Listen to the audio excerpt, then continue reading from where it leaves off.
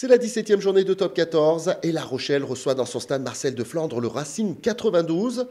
Deux équipes en difficulté et un hommage à Raymond Droul qui a mis fin à sa carrière cette semaine. Le Racing, qui est tout en bas du classement, se montre entreprenant dans les premières minutes. Brice Dulin est sous pression à l'entrée de ses 22 mètres.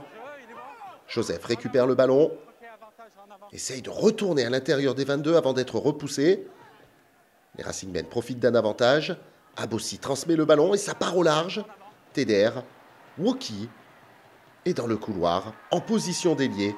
Le premier essai pour Shingirai Manyarara. Avec la transformation de Tristan TDR, et suite à une pénalité en début de match, le Racing mène 10-0 après 12 minutes.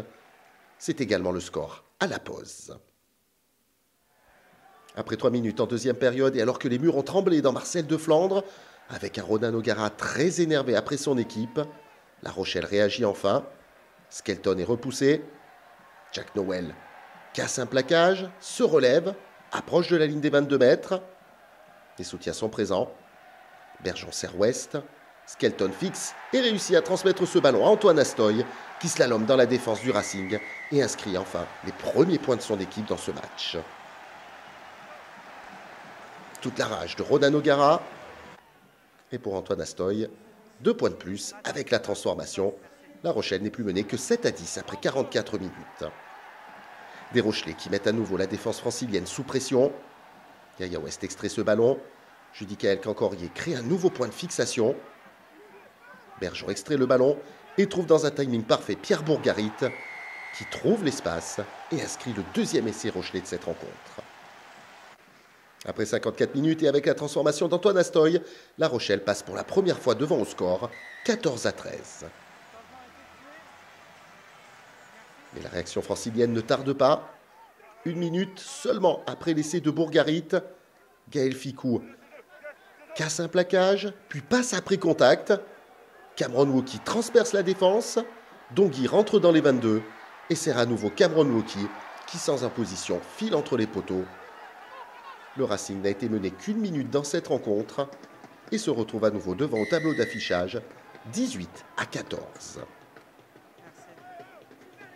La transformation passe également pour Tristan TDR, plus 6 en faveur du Racing, alors qu'il reste un quart d'heure à jouer. La Rochelle se montre alors encore plus indisciplinée et concède une nouvelle pénalité peu après l'heure de jeu sur ce plaquage haut de West sur Lancaster. Pragmatique, Tristan TDR ne se fait pas prier et ajoute 3 nouveaux points. Le Racing mène 23-14. Le Racing qui va obtenir une nouvelle pénalité avec une première ligne rochelaise qui s'écroule sur cette introduction. À 6 minutes de la fin de la rencontre, Tristan TDR a probablement la pénalité de la gagne au bout du pied. Le ballon est parfaitement calibré. Le Racing mène de 12 points, 26-14. Il reste 6 minutes à jouer. La Rochelle jette alors ses dernières forces dans la bataille avec ce coup franc joué rapidement et ce ballon qui passe la ligne. Monsieur Rousselet vérifie à la vidéo.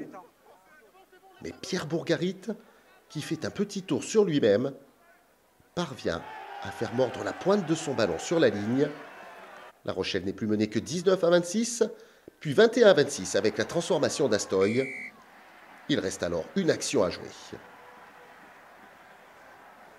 Mais le Racing résiste jusqu'au bout et remporte la victoire 26-21. Pour La Rochelle, c'est une défaite à domicile et un maigre bonus défensif. La Rochelle qui ne tient plus dans le top 6 que sur un fil.